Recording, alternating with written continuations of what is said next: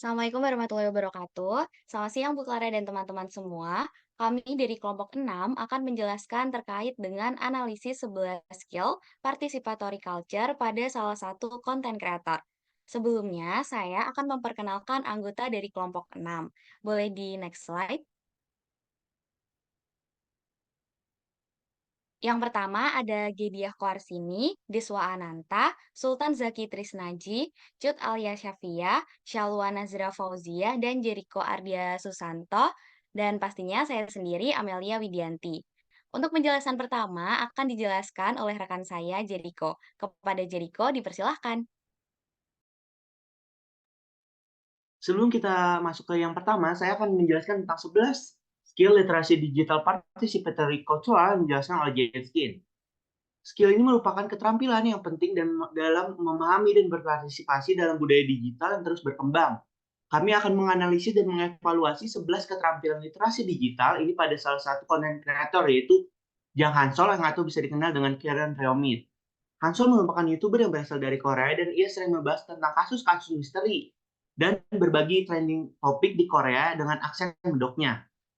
Nah, yang pada pertama ini ada Play, di mana dalam YouTube Korean Reomid menggunakan platform media sosial seperti Instagram dan YouTube untuk berkomunikasi dengan audiensnya.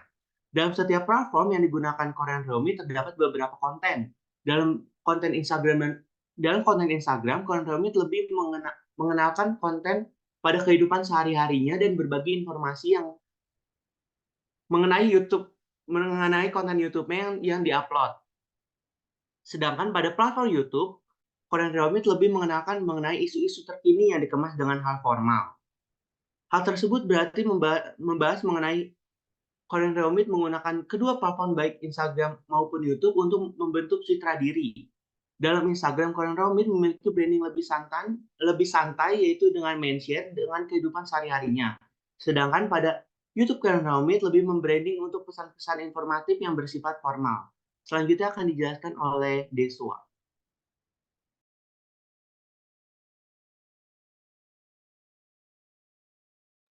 Oke, selanjutnya di sini ada simulation, yaitu kemampuan untuk menafsirkan dan membangun model dinamis dari proses dunia nyata dengan dilakukan observasi dan eksperimen untuk berinovasi. Di sini adanya simulasi yang dilakukan oleh Korean Rumit atau Jung Hansol dilihat pada akun YouTube channelnya, di mana kita tahu bahwa Korean Rumit ini biasanya mengupload konten-konten berupa budaya Korea, cerita horor di negara Korea Selatan, K-pop, hingga mengenai politik yang ada di negara Korea Selatan. Namun dengan adanya eksperimen dan juga observasi yang dilakukan, adanya pembaruan konten-konten yang diminati oleh masyarakat, terdapat pembaruan pada pembuatan dan penguploadan konten di YouTube Korean Rumit, yaitu mengenai kuliner. Di sini ia membagikan kulinernya dalam review makanan dari Indonesia, Korea Selatan, Jepang, dan negara lainnya. Boleh di next?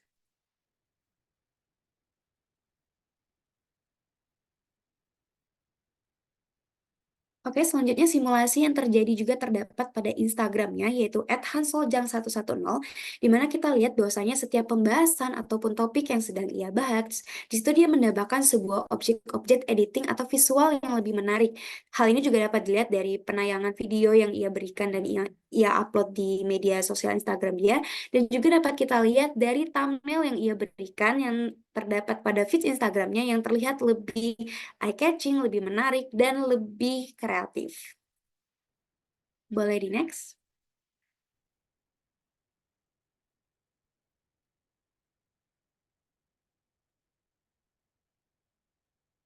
Oke, selanjutnya itu performance. Performance adalah kemampuan untuk mengadopsi identitas alternatif untuk tujuan improvisasi dan juga penemuan. Di sini performance juga dapat kita simpulkan sebagai identitas Korean rumit di mata masyarakat. Identitas yang dimiliki atau yang didapatkan oleh Korean Nomad ini dikenal sebagai orang Korea yang ngebdo. Di sini kita juga dapat lihat di setiap opening-opening di YouTube-nya, dia selalu memberikan dengan kata-kata, "Selamat datang di Korean Rumit bersama orang Korea yang Medok. Itu adalah salah satu bentuk identitas yang ia bangun kepada masyarakat dan juga kepada viewersnya. Di sini juga kita tahu bahwa dia dikenal sebagai orang Korea yang medok dikarenakan dari fisik ataupun dari gen yang kita tahu dari Jung Han Sol, si pemilik dari Korea Rumit, itu memiliki keturunan dari darah Korea Selatan yang asli. Namun dari pembahasan yang ia berikan ataupun topik yang ia sebarkan di media sosialnya, dia membawakan dengan bahasa Indonesia yang sangat fasih, bahkan lebih ke medok. Itulah sebabnya banyak sekali masyarakat yang mengenal dia sebagai opa-opa yang medok. Hal ini juga terbukti dengan beberapa kalinya ia tersorot oleh media informasi dan dikenal sebagai orang Korea yang medok. Hal ini bisa dilihat dari IDN Times, di mana di situ dia pernah mengupload yaitu 7 fakta menarik Jang Hansol, si orang Korea yang medok. Terdapat juga pada media informasi lainnya yaitu Intimate interview menyapa Hansol Korea Rumit, YouTuber orang Korea yang medok. Selanjutnya bisa dijelaskan oleh Cut Alia, teman saya. Oke, selanjutnya kita masuk ke kemampuan keempat, yaitu appropriation. Appropriation sendiri apa? Jadi, di sini appropriation merupakan kemampuan seseorang dalam mencampurkan dua unsur budaya. Korea Rumit atau biasa disapa Jang Hansol udah beberapa kali nge-upload video tentang konten masak. Nah, salah satu video Hansol yang memenuhi poin ini adalah video memasak tok dengan bumbu seblak. Di dalam video tersebut berisi tentang konten memasak tok, yaitu kue beras asal Korea Selatan dengan menggunakan bumbu seblak, di mana seblak merupakan makanan khas dari Indonesia. Dia sama istrinya di video ini berpendapat kalau bumbu seblak masih dalam kategori yang cocok untuk dipadukan dengan tok. Tok yang dasarnya punya cita rasa pedas manis berubah menjadi pedas gurih asin apabila dipadukan dengan bumbu seblak. Kemampuannya menggabungkan dua unsur budaya ini bisa diakui selagi budaya yang dipadukan itu tidak dianggap sakral oleh tempat asal masing-masing negara. Akulturasi oleh individu ini juga bisa dilakukan oleh siapa aja. Jadi bisa dibilang Hansol udah memenuhi kemampuan appropriation ini. Boleh di next. Oke, selanjutnya itu kemampuan multitasking. Maksud dari kemampuan ini adalah kemampuan seseorang dalam melakukan beberapa kegiatan secara bersamaan dan satu kegiatan tersebut bisa mendukung kegiatan lainnya. Jang Hansol sendiri juga punya kemampuan ini sebagai seorang konten kreator. Salah satu video yang termasuk ke dalam aspek multitasking itu diambil dari salah satu video di playlist channel Korea Rumit, yaitu Men's Grooming, yang secara singkat ini berisikan tentang perjalanan Jang Hansol glow up perlahan-lahan seiring berjalannya waktu. Salah satunya adalah dengan memperbaiki pola makan atau diet serta olahraga yang tentunya berdampak positif bagi fisik dia sendiri.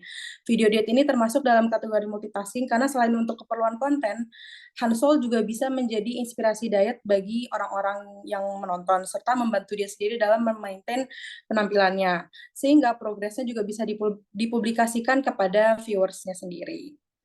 Untuk poin selanjutnya mungkin akan dijelaskan oleh rekan saya. Baik, terima kasih Via.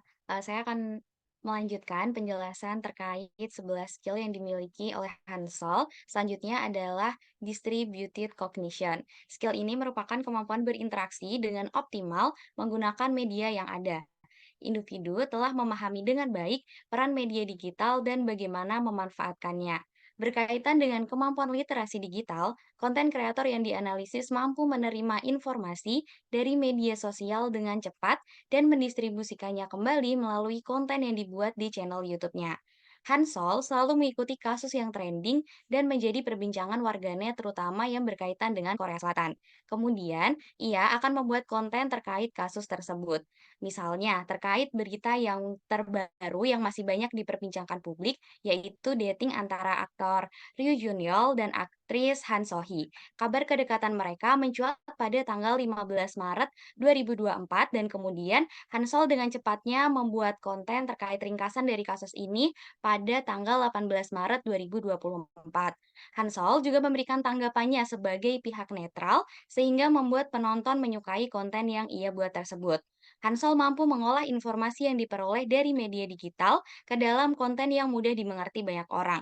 Dan ternyata kontennya tersebut sering menjadi rujukan bagi warganet untuk menjadi sumber yang up to date dan memutuskan keberpihakannya dalam suatu kasus. Boleh di next? Nah, ini merupakan cuitan dari penonton konten Hansol yang menunjukkan bahwa kontennya ini memang benar-benar up to date dan bersifat netral. Boleh di next lagi?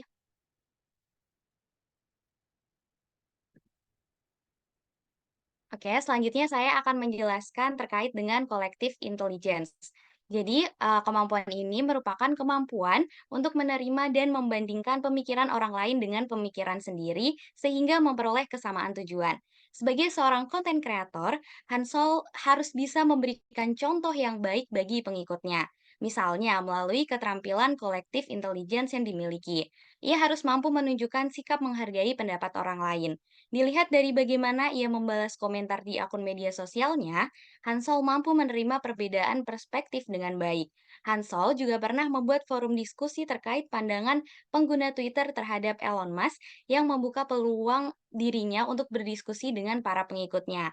Ia menyadari bahwa setiap individu memiliki pemikirannya sendiri dan ia terbuka terhadap pendapat yang berbeda. Selanjutnya akan dijelaskan oleh rekan saya, Salwa.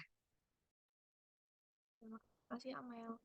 Oke, selanjutnya ada judgment. Jadi judgment ini bagaimana membedakan pengetahuan dan strategi pemasaran. Dan di sini, Korea Romit atau yang akrab disapa Jang Hansol, melalui kontennya, ia membuat banyak segmentasi konten seperti storyteller, mukbang, masak, dan vlog daily. Dan dari rata-rata kontennya, Hansol ini termasuk orang yang detail menyampaikan suatu informasi, terlebih lagi dalam konten storytellernya yang disebut Korea Romit Detective. Jang Hansol banyak melakukan riset tentang cerita yang dibawakan sehingga banyak detail yang tidak terlewat dan menjadi konten yang paling banyak ditunggu oleh viewersnya. Berbeda dengan storyteller lainnya, ia lebih sering membawakan berita-berita terbaru dan terhangat yang sedang terjadi di Korea Selatan, baik yang ramai diperbincangkan maupun yang tidak diketahui banyak orang. Dan perbedaan tersebut yang menjual namanya dengan sangat baik dan menjadi nilai lebih untuk masyarakat untuk mengenali Jang Hansol sebagai orang Korea Mudok. Next. Selanjutnya ada transmedia navigation. Melayari berbagai bentuk media untuk mendapatkan pengetahuan yang utuh. Dan di sini dalam kontennya, jangan selalu banyak memanfaatkan fitur komentar untuk berdiskusi antar dirinya dengan viewers maupun sesama viewers itu sendiri. Beliau juga memanfaatkan platform Instagram, TikTok, dan Twitter sebagai media promosi konten YouTube, seperti mencantumkan link yang mengarahkan ke profil konten YouTube miliknya. Selain itu, beliau ini banyak berkolaborasi dengan pihak-pihak yang berkaitan dengan Korea seperti Cake Studio, Beyond Market, dan sering diundang oleh event besar sebagai star dan menjadi MC. Sekian dari saya, selanjutnya akan dilanjutkan oleh rekan saya.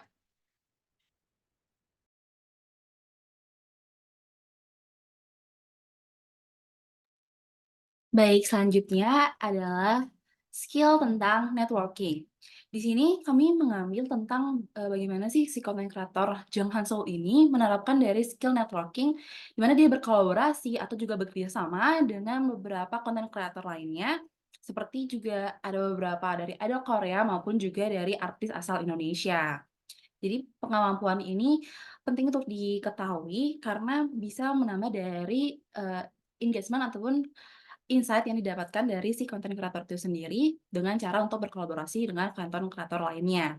Nah, di sini ada beberapa konten yang memperlihatkan si Jang Hansol atau kerap dipanggil Mas Hansol juga karena medoknya itu sering melakukan kolaborasi dengan beberapa idol Korea seperti ada ngevlog bareng Dita dan juga Jennie yang merupakan salah satu member dari Secret Number. Di situ menjelaskan bagaimana dia membuat satu konten di kanal YouTube-nya dengan membuat daily vlog. Dia menjelaskan tentang kehidupan sehari-harinya, bagaimana berinteraksi dengan sesama artis Korea, lalu juga ada juga unsur kebudayaan yang diangkat di dalam video tersebut. Lalu konten yang kedua itu dengan Mama Rafael, di mana sempat viral banget tentang seblaknya, dan adanya juga kemiripan dari konten yang ia buat mengenai reviewers tentang makanan, lalu juga mukbang, itu membuat ia ingin berkolaborasi dengan konten kreator yang memiliki kesamaan, dan saat itu yang sedang viral adalah Rafael Smash dengan seblaknya, sehingga ia membangun kerjasama atau kolaborasi bersama Rafael Smash tersebut di kanal YouTube pribadinya. Maka dari hal ini bisa dilihat bahwa si Jang Hansol itu menerapkan dari skill ini, yaitu networking, dengan berkolaborasi bersama dengan konten kreator lainnya yang memiliki kesamaan dengan beliau ataupun membahas tentang sesuatu hal yang memiliki topik-topik yang sesuai dengan konten-konten yang biasa ia bawakan. Untuk skill selanjutnya bisa dilanjutkan oleh teman saya.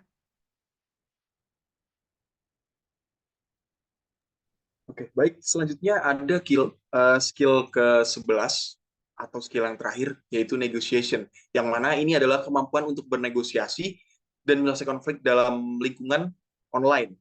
Termasuk juga dalam memahami budaya yang tidak sesuai dengan budaya kita. Seperti misal, saya yang berasal dari Jawa, terus memahami budaya di luar Jawa. Oke, Jang Han-sol sendiri yang merupakan orang yang tinggal di Korea, ini memiliki banyak teman-teman atau koneksi yang memiliki latar belakang negara yang berbeda. Seperti salah satu contohnya ada Londo Kampung dan ada Waseda Boys. Nah, kalau Londo Kampung, mungkin mereka mampu relate satu sama lain karena mereka berdua memahami budaya yang ada di Indonesia. Karena mereka sempat tinggal lama di Indonesia. Namun, yang menjadi menarik adalah Waseda Boys. Waseda Boys adalah sekelompok orang yang mana sebagian besar anggotanya adalah orang-orang berkebangsaan Jepang. Nah,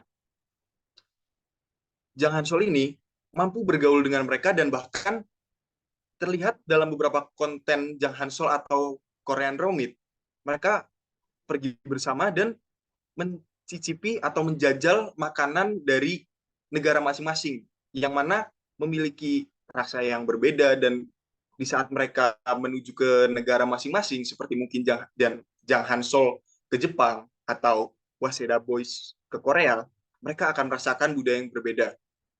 Dan di situ Jang Han-sol mampu mentoleransi budaya yang berbeda dan bahkan mampu hidup berdampingan dengan orang yang memiliki budaya yang berbeda. Nah, Jang Han-sol yang tadi seperti sudah berkolaborasi dengan Jennie, mungkin dengan Jerome Pauline, dengan Londo Kampung, dan juga dengan Waseda Boys, atau teman-teman lainnya yang memiliki latar belakang budaya atau negara yang berbeda, tentu ini juga membuat Jang Han-sol memiliki audiens atau penonton yang memiliki latar belakang budaya yang berbeda-beda. Namun Jang Han-sol ternyata mampu untuk beradaptasi dan mampu untuk membuat kontennya dapat dinikmati oleh orang-orang yang memiliki latar belakang yang berbeda-beda.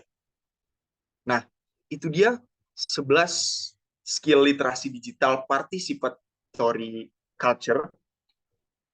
Dari sini dapat kita lihat bahwa mampu melakukan 11 skill ini sangatlah penting. Karena selain dapat membuat sukses kita apabila kita ingin menjadi content creator seperti Jang Han-sol, tetapi 11 skill atau 11 kemampuan ini juga mampu membuat kita menjadi lebih bijak dalam bermedia dan mampu membuat kita menjadi orang yang lebih bijak dalam mengambil keputusan di ranah media. Baik, sekian dari kami kelompok 6. Terima kasih atas perhatiannya. Mohon maaf apabila masih banyak tutur kata yang kurang berkenan. Sekian dan terima kasih atas perhatiannya. Wabillahi taufiq wal hidayah. Wassalamualaikum warahmatullahi wabarakatuh.